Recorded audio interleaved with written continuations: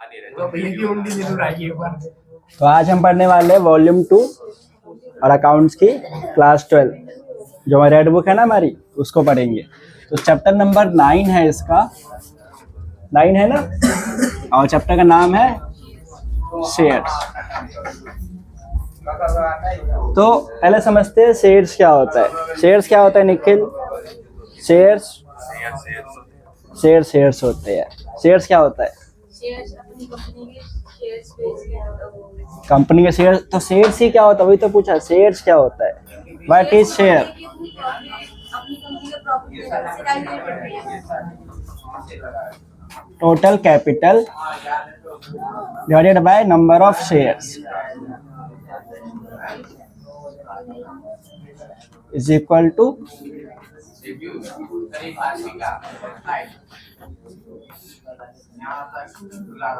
Amount of share. मतलब अगर मुझे मान लो 10 रुपए चाहिए और मैंने 10 लोग से 1-1 रुपए ले लिया, तो 1-1 रुपए क्या है? शेयर हुआ उस 10 रुपए का हिस्सा, part of company. Share means आपने उस कंपनी की ओनरशिप ले ली, ठीक है, वो एक शेयर होता है। तो शेयर्स दो तरह के होते हैं। टाइप्स ऑफ शेयर्स पढ़ते हैं इसके आगे। टाइप्स ऑफ शेयर हमारे कौन से थे?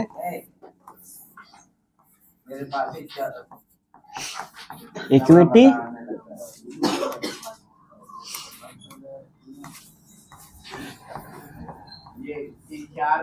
और प्रेफरेंस। दो तरह के शेयर होते हैं, इक्विटी शेयर और प्रेफरेंस शेयर। दोनों में क्या डिफरेंस है? नहीं पता? डिफरेंस क्या होता है? इक्विटी में क्या होता है कि आपका जो डिविडेंड है वो नॉट फिक्स्ड,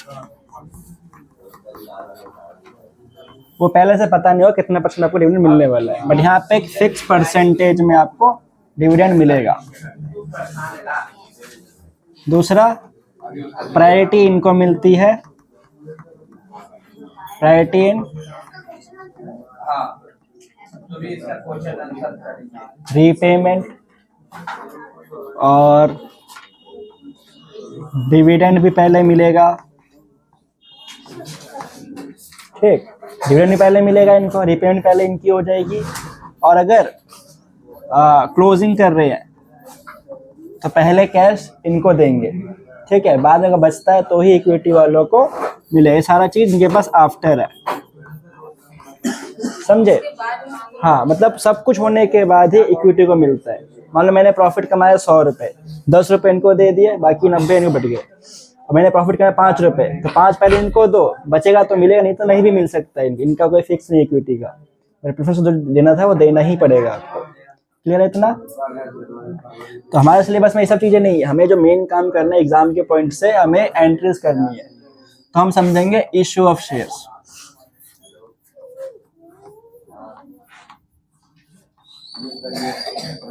ठीक, तो इश्यू ऑफ शेयर्स दो तरह से होता है। एक होता है कैश, एक होता है अदर देन कैश।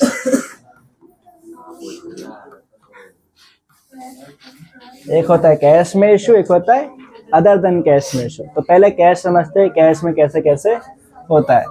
अगर कैश में हुआ तो भी दो तरीके से होगा। एक होगा लमसम, एक होगा इंस्टॉलमेंट। लमसम मतलब क्या कि पूरी पेमेंट वन टाइम में आपको मिल जाएगी और आपको शेयर्स दे देना होगा। इंस्टॉलमेंट क्या, आप जो है टुकड़ों में पैसे मांग रहे हो, application, allotment, first call, second call, वो इसी के पार्ट होता है। तो लमसम में एंट्रीज क्या करते हैं वो समझते हैं पहले। तो पहली एंट्री होती है इसके अंदर, bank account debit to equity, या तो प्रेफरेंस शेयर लिख सकते हो, जो भी आपका शेयर बताया होगा। Equity share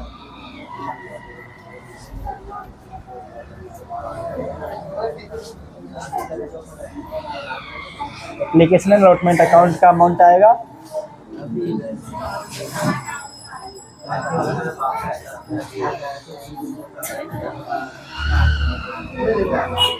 equity share application,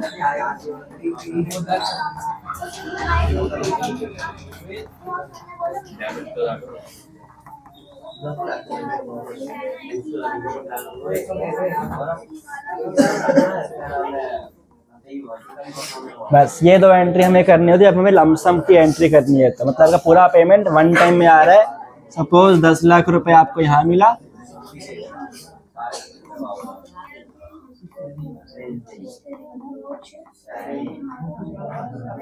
तो 10 लाख की आपकी यहाँ पे भी एंट्री हो जाएगी और अकाउंट क्लोज कर देना है, और कुछ नहीं करना है इस लमसम के केस में। क्लियर हुआ इतना? ठीक, आप समझते हैं इंस्टॉलमेंट वाला केस।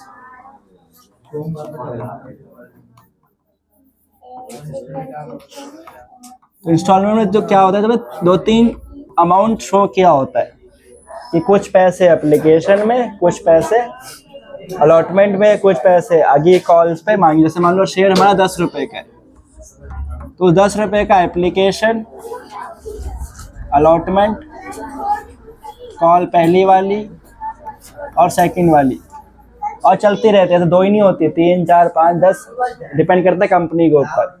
अगर यही फाइनल तो बोलते हैं सेकंड हैंड फाइनल कॉल, इसको कर सकते हैं। जैसे मान लो 3 रुपए यहाँ लिए, 2 रुपए यहाँ लिए, 1 रुपए यहाँ लिए, बचे 4 रुपए आपको कॉल पे दे देंगे। तो इस तरह से हमारा जो है इंस्टॉलमेंट्स में हम पैसे मांग सकते हैं। तो इसकी एंट्रीज क्या रहेगी, ध्यान से देखना, यही वाला एंट्री तुम्हारे सिलेबस में रहेगा बस।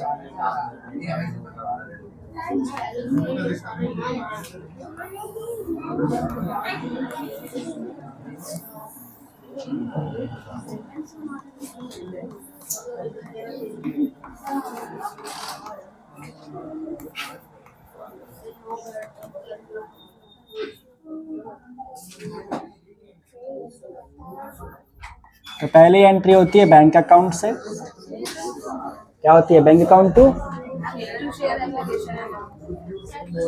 इक्विटी, याद रखना हमेशा इक्विटी लगाना है। इक्विटी शेयर एप्लीकेशन अकाउंट से, ठीक है। हाँ, लगा तो एक एलएफ का कॉलम भी होता है, उसमें कुछ लिखना तो नहीं होता है, बस ऐसे ही रहता है लेजर फोलियो। पहली एंट्री। सेकंड एंट्री क्या होती है?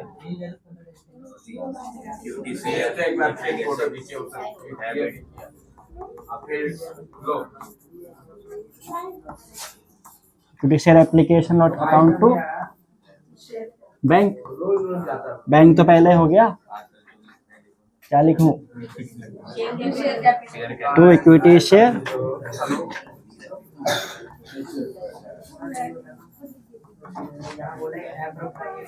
तीसरी एंट्री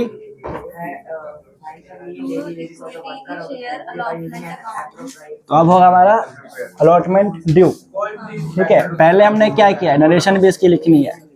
यह हमने रिसीव किया एप्लीकेशन मनी रिसीव, ठीक। यह हमने किया है अलॉट, यहाँ अलॉटमेंट हुआ।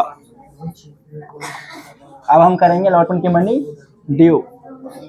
तो इक्विटी शेयर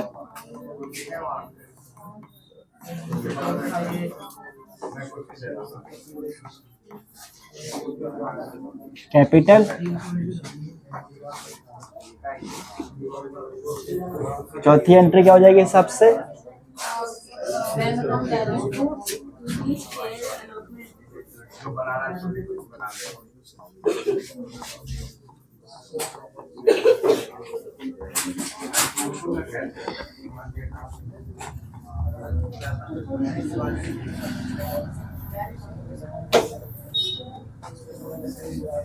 ठीक, इसके आगे सेम ऐसे हम फर्स्ट कॉल भी ड्यू करेंगे, फर्स्ट कॉल रिसीव करेंगे, फिर सेकंड कॉल ड्यू करेंगे, सेकंड कॉल।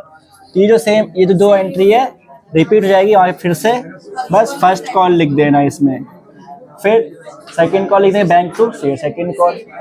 समझ में आया? तो ये था नॉर्मल जब इंस्टॉलमेंट की एंट्री करनी हो तो।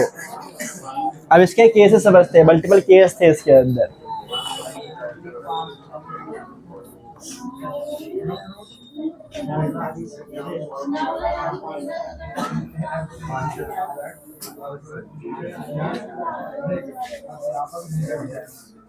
कुछ शेयर जो है वो इशू होता है पार पे,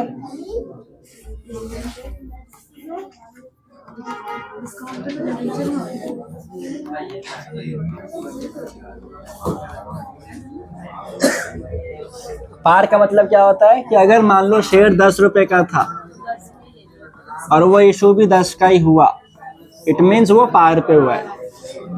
पार मतलब कि सेम वैल्यू, सेम प्राइस का इशू है, 10 का 10 में इशू है, 5 का 5 में इशू हो गया। प्रीमियम मतलब क्या, 10 का था वो 15 का इशू हो गया, 10 से 15 चला गया, तो 5 रुपए एक्स्ट्रा जो दिया है ना आपको, कहाँ जाता है, सिक्योरिटी प्रीमियम में। और डिस्काउंट, डिस्काउंट पे इशू होता है, इशू होता है डिस्काउंट पे शेयर, नहीं होता है, कभी भी नहीं होता, नहीं, डिस्काउंट पे इशू कभी नहीं हो सकता है। एक्सेप्शन केस में बस एक है, देखो बताया तो डिस्काउंट में होता है बट एक ही एक्सेप्शन है उसका, उसके अलावा कभी नहीं होगा। इसका मतलब क्या है, अगर शेयर्स कम पे इशू हो रहा है तो एक कंडीशन उसका कब होगा, अगर वो शेयर जो है एम्प्लॉयज के लिए हो रहा हो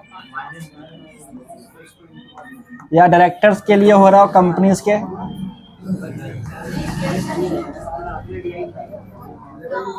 या मैनेजमेंट के लिए हो रहा हो, मतलब इंटरनली अगर शेयर इशू होते हैं वो डिस्काउंट पे हो सकते हैं। और इनका नाम भी अलग है, इसका नाम होता है स्वेट इक्विटी शेयर्स।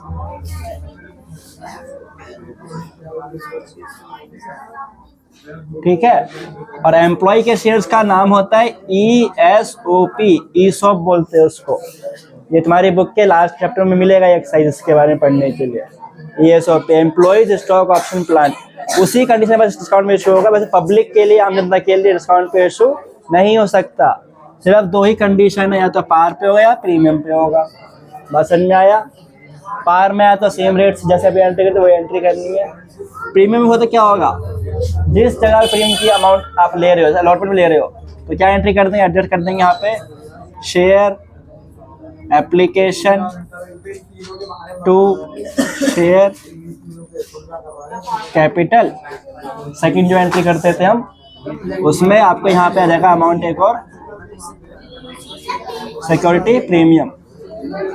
मान लो आपने प्रीमियम पैसा लिया हुआ है जो आपको यूज करना है अलॉटमेंट पे या एप्लीकेशन पे, तो पैसा आपको यहाँ, जैसे मान लो 12 रुपये लिए, 10 रुपये आपके यहाँ गए, 2 रुपये आपके एक्स्ट्रा यहाँ चले जाएंगे।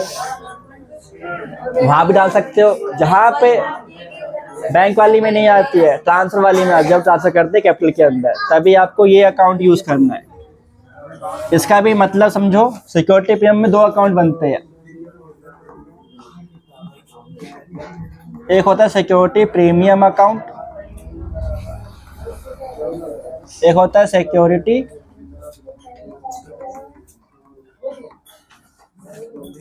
रिजर्व। दोनों सेम है, आप चाहे तो ये लिखो या ये लिखो, एक ही मतलब है। कई बार कोई बच्चा सिक्योरिटी रिजर्व लिख के आ रहा होगा, कोई आंसर क्या था, कोई सिक्योरिटी प्रीमियम अकाउंट लिख के आ रहा होगा, एक ही मतलब है दोनों का। ठीक है, और इसके ऊपर एक और क्वेश्चन है 4 मार्क्स का, तुम्हारे पेपर में कंफर्म आएगा, वो है यूज ऑफ सिक्योरिटी प्रीमियम। हाँ, सिक्योरिटी प्रीमियम कहाँ यूज होता है, कंफर्म 100%। 4-5 यूज बताने हैं कि बायबैक में यूज करते हैं, प्रीलिमिनरी एक्सपेंस में यूज कर सकते हैं इस पैसे को, राइटिंग ऑफ डिस्काउंट पे इशू करते हैं, डिबेंचर अपने लॉस पे इशू करते हैं, उसके अमाउंट को रिडीम करने में यूज कर सकते हैं।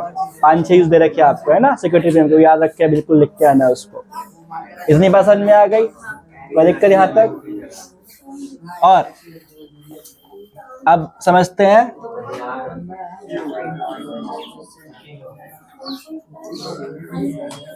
Method of subscription.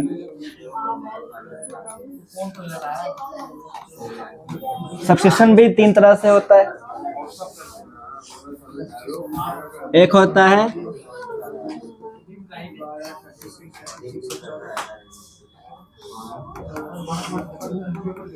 नॉर्मल जो सब्सक्राइब हुआ जितना था उतना ही आपके सब्सक्राइब हुए। जैसे मान लिया आपने इशू किए 10,000, तो 10,000 ही आपके सब्सक्राइब भी हो गए, पार की तरह इक्वल इक्वल हुआ। फिर एक होता है ओवर सब्सक्रिप्शन।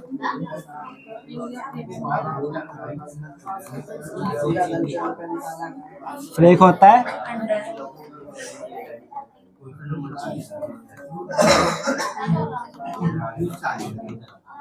तो इन्हीं दोनों में आपको प्रॉब्लम ज्यादातर होंगी क्वेश्चंस करने में। तो नॉर्मल में क्या होता है, कुछ नहीं, आपकी जो एंट्री थी अमाउंट आपका इस हिसाब से निकालना है, 10,000 के हिसाब से निकालना, सारी एंट्री करते हुए आना है, ठीक है। और अगर कोई पैसा नहीं दे उसको क्या लिखते हैं, कॉल्स इन एरियर्स। नहीं दे तो क्या लिखते हैं, जो पैसा आपको एडवांस दे दे उसे बोलते हैं कॉल्स इन एडवांस।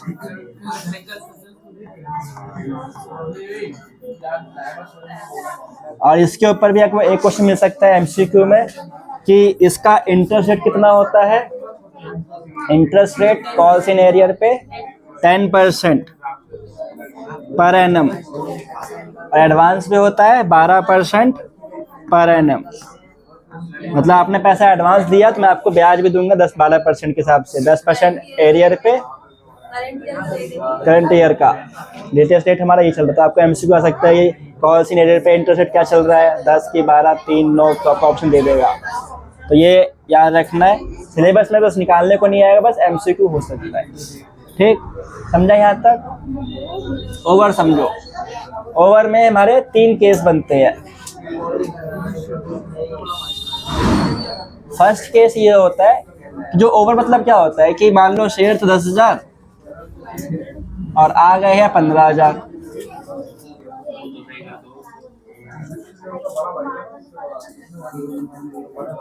दस 10,000 हमारे पास इशू किए हैं, लोगों ने अप्लाई कर दिया 15,000 शेयर्स के लिए, तो 5,000 एक्स्ट्रा आ गया। तो पहला केस होता है कि रिजेक्ट कर दो, कि जो भी एक्स्ट्रा आया है वो वापस कर दो, रिफंड कर दो मतलब। तो टू बाय बैंक करके, बाय नहीं, क्रेडिट साइड में टू बैंक अकाउंट से अमाउंट को रिफंड कर देना है आपको।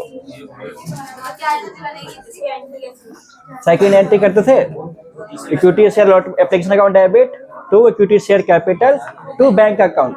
जो एक्स्ट्रा पैसा आपको बैंक से रिफंड कर देना है उस केस में। अगर रिफंड बोलना है तो रिफंड कर देंगे।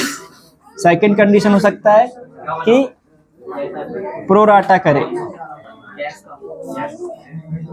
प्रोराटा मतलब क्या होता है कि जो पैसा हमारे पास एक्स्ट्रा है ना, वो पैसा हम अगली वाली कॉल्स में एडजस्ट कर लेंगे। सिंपल भाषा में ये होता है कि उसने पैसा दिया हमें 10,000 रुपये एक्स्ट्रा, 10,000 पैसा उसके अलॉटमेंट में यूज कर लेंगे, और जो बचेगा तो बाकी कॉल में यूज कर लेंगे, समझे। तो बाकी अगली बार कॉल से पैसा कम लेना है उससे।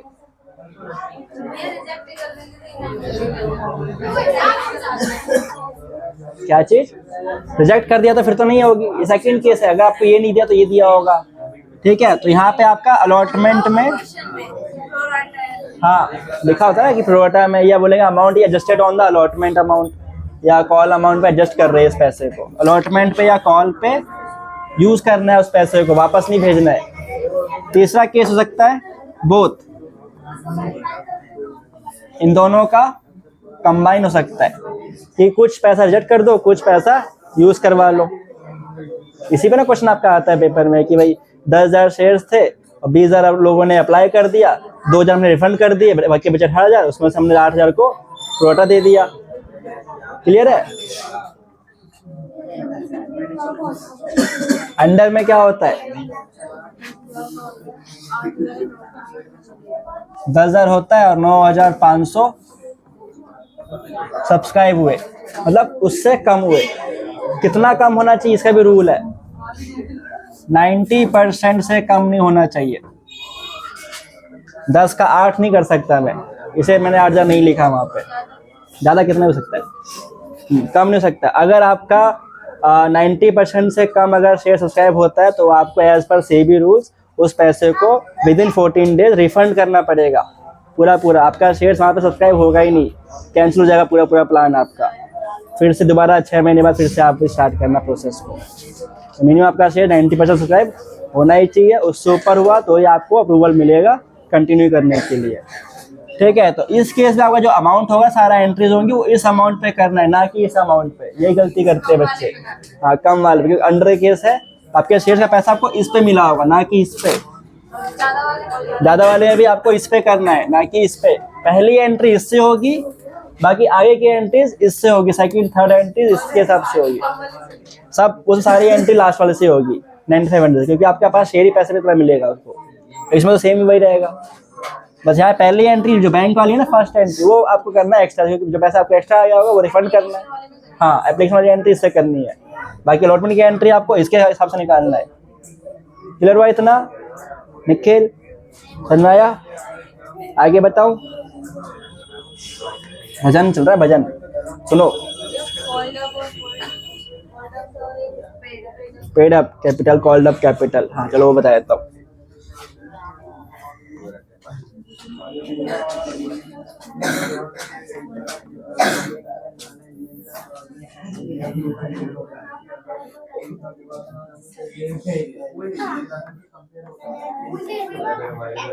मान लो शेयर 10 रुपए का है, तो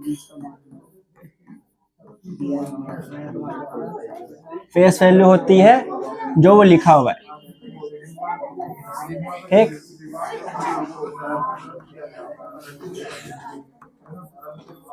पेड अप मतलब कि इसमें से कितना पैसा पे कर दिया लोगों ने। मान लो 6 रुपए पे किए, तो पेड अप वैल्यू ये होती है, पेड अप कैपिटल ये होता है। और कॉल्ड अप मतलब कि आपने कितना पैसा मांगा है उन लोगों से। मैंने मांगा था 7 रुपए, दिया 6 रुपए है, 1 रुपए नहीं दिया है, तो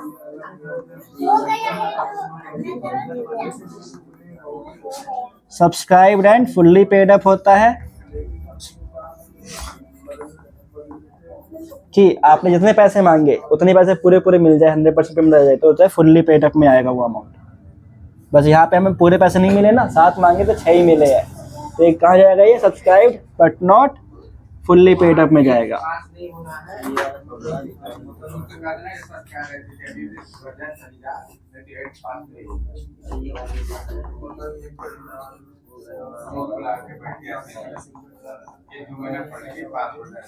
यहाँ पे आएगा 6 रुपए वाला अमाउंट, 6 रुपए उन्होंने पे किया है, तो 6 रुपए आपका सब्सक्राइब तो हुआ था, बट फुल्ली पेड अप नहीं है, अभी पूरे पैसे में नहीं मिला है। समझ में आया? कॉल्ड अप एंट्री जब आप करोगे ना, ये आपका यूज होगा उसमें, नोट्स अकाउंट जो बनाते हैं उसके अंदर आता है। ये ऑथराइज कैपिटल, इशूड कैपिटल वो बताया तो साथ में ऑथराइज कैपिटल क्या होता है।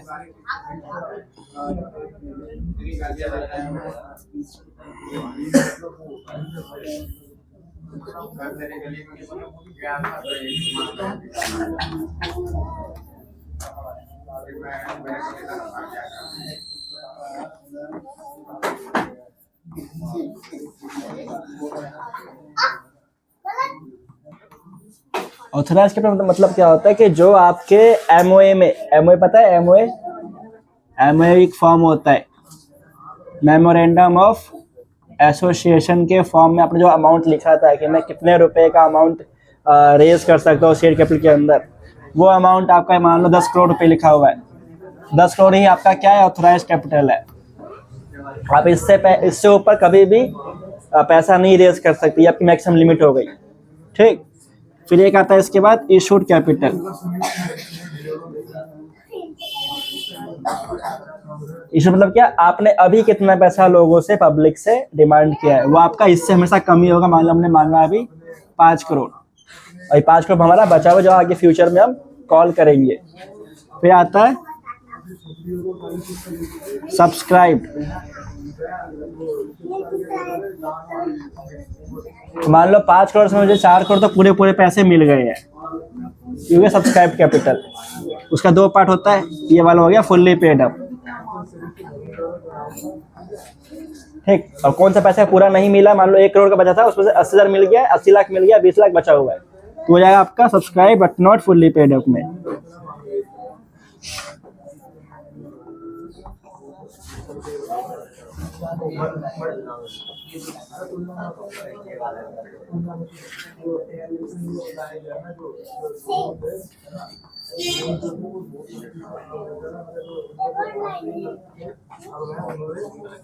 तो ये अमाउंट आपका जाएगा बैलेंस शीट की लायबिलिटी साइड के शेयर कैपिटल में। 4 करोड़ और 80 लाख जोड़ दो, कितना पैसा आपको?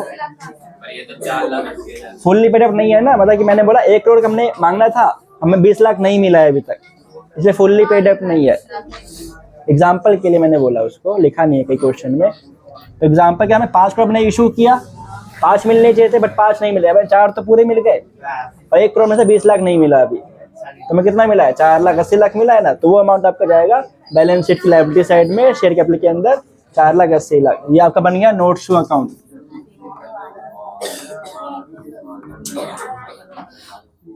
ऐसे ही बनता है ना। और नोट नंबर दे देना इसका 1 का, इसका नंबर दे देना 1, ये नोट नंबर 1 और बैलेंस शीट दे देना उसको नोट नंबर 1 में। हमने सारा एक्सप्लेन किया है कहाँ से आया था पैसे, समझा? आगे इसके आगे नहीं, उससे पहले और भी होगा। हमने क्या बता दिया अभी तक? Equity share other than cash बताना बाकी है ना। फिर आते हैं फॉरफिट और रीइश्यू पे। अगर शेयर अदर देन कैश होता है, मतलब क्या होता है अदर देन कैश? कि आपने कोई चीज खरीदी, कोई एसेट खरीदा, उसकी पेमेंट आपने शेयर्स में कर दी, तो उसकी एंट्री हमें करनी होगी। तो बहुत सिंपल रहता है, आपने कोई एसेट खरीदा तो एसेट अकाउंट डेबिट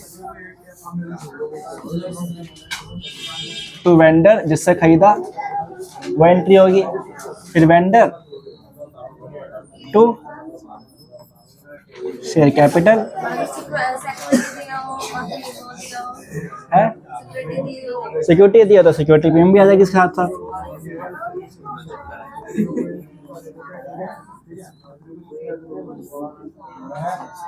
बस यहाँ पे अमाउंट निकालना आपको आना चाहिए। मान लो अमाउंट था 12 लाख रुपए आपको पे करने हैं, आपका शेयर 100 रुपए का है, प्लस आपने 20 रुपए प्रीमियम दिया, आपका शेयर कितने का हो गया? तो डिवाइड बाय 120 करेंगे आप, तो 120 से 120 कटा तो 1 1 2 3 4, तो 100 मल्टीप्लाई कितना हो गया? तो यहाँ पे आपका आएगा 12 लाख, 100 इंटू ये आ गया 10 लाख और ये आ गया 2 लाख। वो आपको यहीं पे निकलेगा, यही निकलता है। ये अगर आपने पूरा बिजनेस परचेज कर लिया ना तो उसमें होता है, वो नेक्स्ट केस है। अगर मैंने पूरा बिजनेस परचेज किया तो यहाँ पे आ जाएंगे सारे के सारे एसेट्स, 2 में और लायबिलिटीज, 2 में वेंडर। मान लो एसेट परचेज किए मैंने 20 लाख के, ठीक है, पेमेंट करनी थी मुझे 16 लाख रुपए, ठीक है, बट लायबिलिटी उसकी है 8 लाख की। देखो मैच हुआ, 20 लाख इधर कितना आ रहा है? 24 लाख। 4 लाख मैं उसको एक्स्ट्रा दे रहा हूँ। क्यों दे रहा हूँ एक्स्ट्रा? गुडविल की एक्स्ट्रा दे रहा हूँ मैं उसको। यहाँ गुडविल आपको आ जाएगा,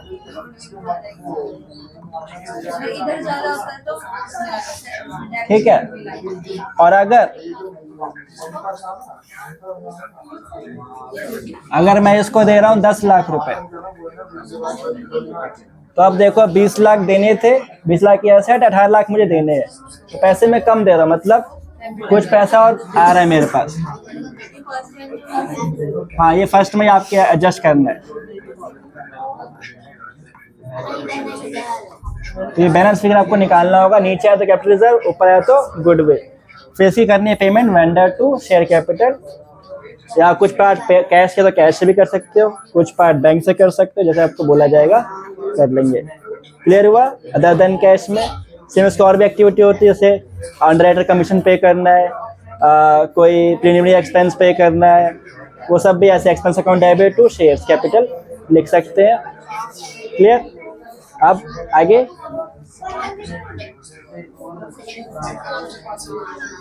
क्या है हमारा इसके बाद? Forfeit and re issue. उसके अलावा और कुछ तो नहीं बचा ना? ठीक है।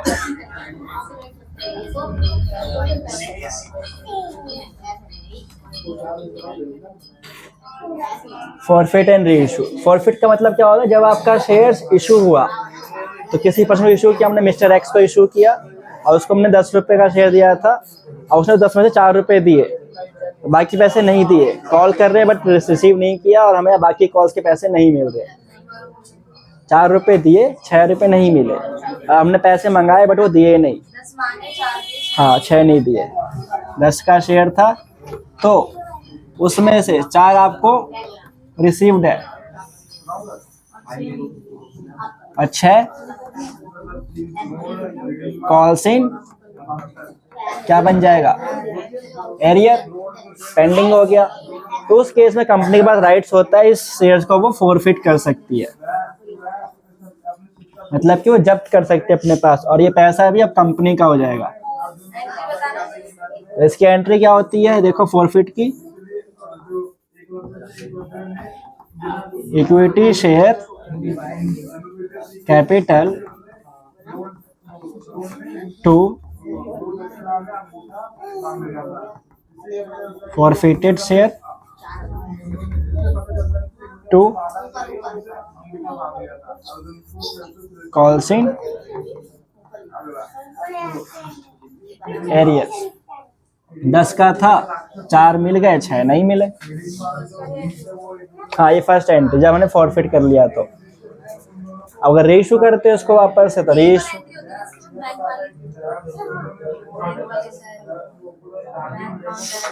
नहीं, वो रीइशू की होती है, वही होती है बैंक से रीइशू। फॉरफिट तो एक ही एंट्री है फॉरफिट के लिए।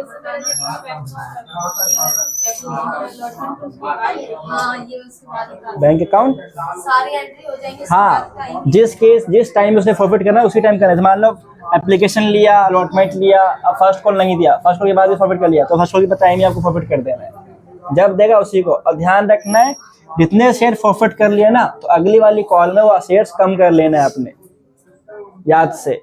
जैसे शेयर्स हमारे पास 10,000 थे, हमने 1,000 शेयर फॉरफिट कर लिए, तो नेक्स्ट कॉल के लिए हमारे पास शेयर्स 9,000 होंगे, ना कि 10,000 से फिर वापस एंट्री करोगे, गलत जाएगा क्वेश्चन पूरा वो फिर। ठीक है, समझा यहाँ तक? अब री इशू कैसे करते हैं वो देख लो। अब मान लो हमने 4 रुपये मिले ना, तो अब मैं चाहूँ तो 4 रुपये तक डिस्काउंट दे सकता हूँ। अब क्वेश्चन आएगा MCQ में पेपर में कि what is the maximum discount in forfeit of shares. जितना पैसा आपको मिला है ना, वही आपका होता है मैक्सिमम डिस्काउंट। ठीक है, 4 रुपये तक डिस्काउंट दे सकता अपने शेयर्स के अंदर। तो मैंने इशू किया शेयर को 8 रुपये पे, तो bank account debit forfeited share to equity share. 10 का था, 8 रुपये मिले, 2 रुपये हमने यूज कर लिया अपने डिस्काउंट से। ठीक है, हमें फायदा कितने का हुआ? फायदा कितने का हुआ, बेनिफिट कितने का हुआ हमें? प्रॉफिट 4 रुपये हमने लिए, उससे 2 रुपये यूज कर लिए, कितने बचे? 2 रुपये बचे, वो कहाँ जाएगा?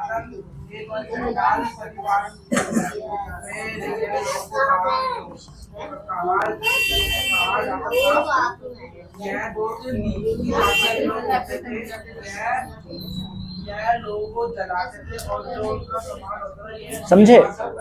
तो ये हो गया हमारा री इशू वाला पार्ट। क्लियर हुआ? और कोई टॉपिक नहीं? अब बताता हूँ कुछ टेक्निक्स इसके अंदर क्या, तो मैं जो प्रॉब्लम आएंगे निकालने में।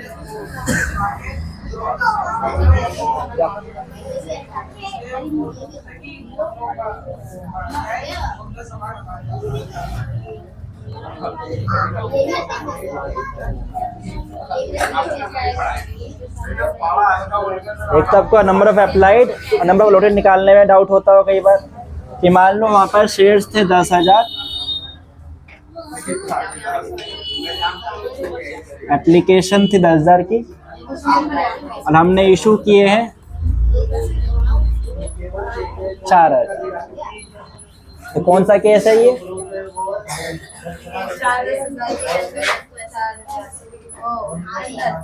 अंडर कैसे हो जाएगा? ओवर हुआ ना, हमने इशू किया 4,000, एप्लीकेशन 10,000 मिल गई, एक्स्ट्रा मिल गई ना। तो इसमें एक मोहन था, उसने 500 शेयर्स इशू वो अप्लाई किए थे।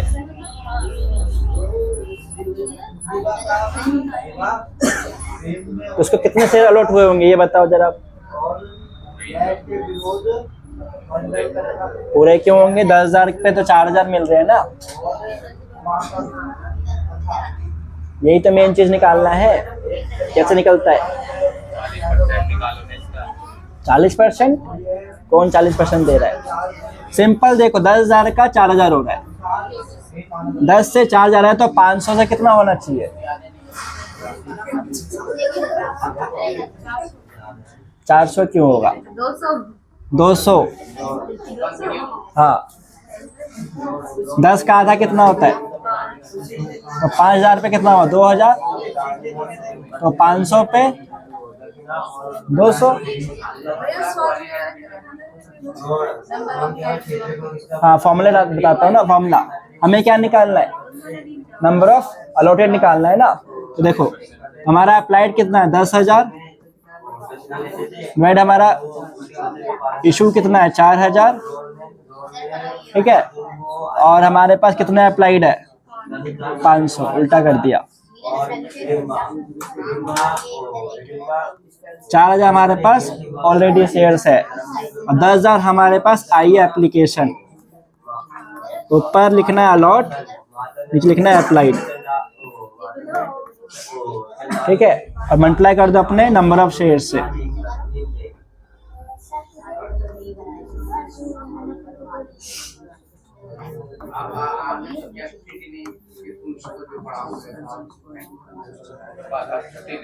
दो सौ। तरीका क्या रहेगा? अगर आपको निकालना है अलॉटेड तो अलॉटेड को ऊपर रखना है। अगर निकालना है अप्लाइड तो अप्लाइड को ऊपर रखना। सिंपल। अलॉट निकालना था, अलॉट ऊपर रखेंगे। अगर निकालने बोले मैंने अप्लाइड, मान लो ये था अलॉटेड। अब मुझे क्या फाइंड करना है? अप्लाइड। तो अप्लाइड ऊपर रखो, अलॉटेड नीचे रखो और नंबर ऑफ शेयर्स लिख दो अपने। तो 10,000, 4,000, 500।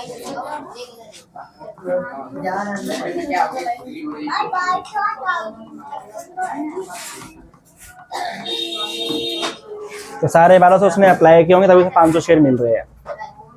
समझ गए? अप्लाइड लॉटरी निकालने के बहुत गलती इसी से होती है तुम्हारी कि कॉल्स इन एरियर सारा अमाउंट गलत सब निकल रहा होता है, उस वजह से। क्लियर हुआ इतना? एक और चीज,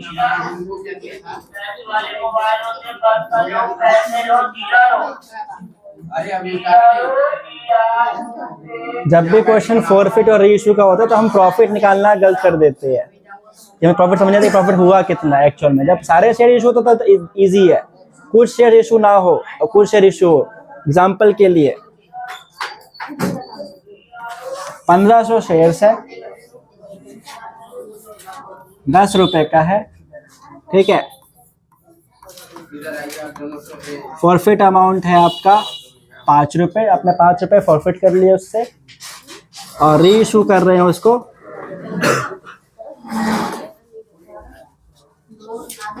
7 रुपए का।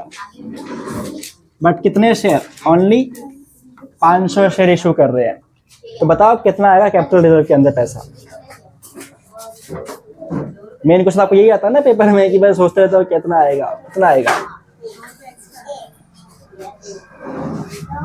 बताओ कितने का हमें फायदा हुआ। देखो हमेशा याद रखना, हमें पर शेयर अमाउंट निकाल रखना है। 10 रुपए का शेयर था, 5 पे फॉरफिट किया। 5 में क्या कर लिया? फॉरफिट कर लिए। 5 रुपए नहीं दिए उसने, 5 रुपए दिए। तो ये हमारा क्या है? डिस्काउंट अमाउंट है। हमने इशू कर दिया 7 रुपए में। हमने कितने पैसे यूज किए प्लस में? 3 रुपए यूज किए होंगे। 3 रुपए यूज किए ना हमने इसमें। शेयर कितने का होता है? 10 रुपए का शेयर होता है ना। 7 का तो वो दे ही रहा है हमें पैसे। कितने रुपए और देगा हमें? वो 3 रुपए और देगा जो हमने नहीं दिए उससे। हमने कहाँ से यूज किया होगा? फॉरफिट से यूज किया होगा। तो एंट्री क्या होगी? Bank forfeit to share capital. 10 रुपए यहाँ आएगा, 7 रुपए यहाँ आएगा, 3 रुपए यहाँ आएगा ना। समझे? तो 3 रुपए आपने यूज कर लिया 5 में से, तो कितने बचे? 2 रुपए पर शेयर बचे। 2 रुपए पर शेयर बचे।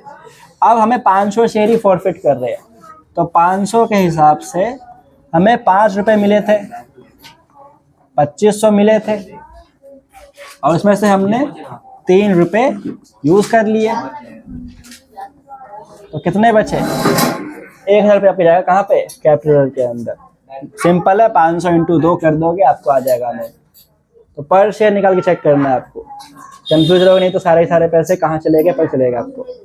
क्लियर हुआ? कोई डाउट और कोई बचा इसके अंदर? ध्यान से देखो फिर से एक बार चैप्टर एक बार।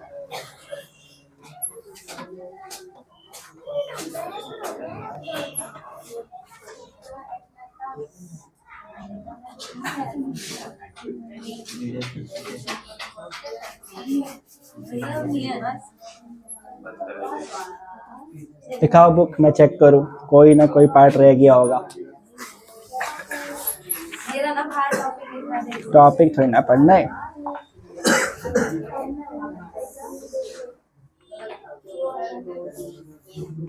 टाइप्स ऑफ कंपनी पता है? प्राइवेट कंपनी क्या होती है, पब्लिक कंपनी क्या होती है? प्राइवेट कंपनी पता क्या होती है? प्राइवेट कंपनी में मिनिमम 2 लोग मैक्सिमम 200 लोग होते हैं, और पब्लिक कंपनी मिनिमम 7 लोग मैक्सिमम अनलिमिटेड होते हैं। और डायरेक्टर्स की संख्या मिनिमम 2 लोग होते हैं प्राइवेट में, और मैक्सिमम 15, पब्लिक में मिनिमम 3 मैक्सिमम 15। ये याद रखना। ओपीसी क्या होता है? ओपीसी 1% कंपनी, उसमें क्या होता है सिर्फ एक ही पर्सन होता है, और उसकी एक लिमिट होती है कि वो मिनिमम 50 मैक्सिमम 50 लाख ही इन्वेस्ट कर सकते अपने बिजनेस के अंदर, और उसका टर्नओवर जो है वो लास्ट 3 साल का 2 करोड़ से ऊपर नहीं होना चाहिए। ये चीज़ याद रखना, ये तुम्हारे क्वेश्चन में आ सकता है। फिर हमने पढ़ लिया preference share, equity shares. SEBI के बारे में पता है? सेबी का मैंने बताया था कंडीशन 90% होना चाहिए सब्सक्रिप्शन हमारा मिनिमम।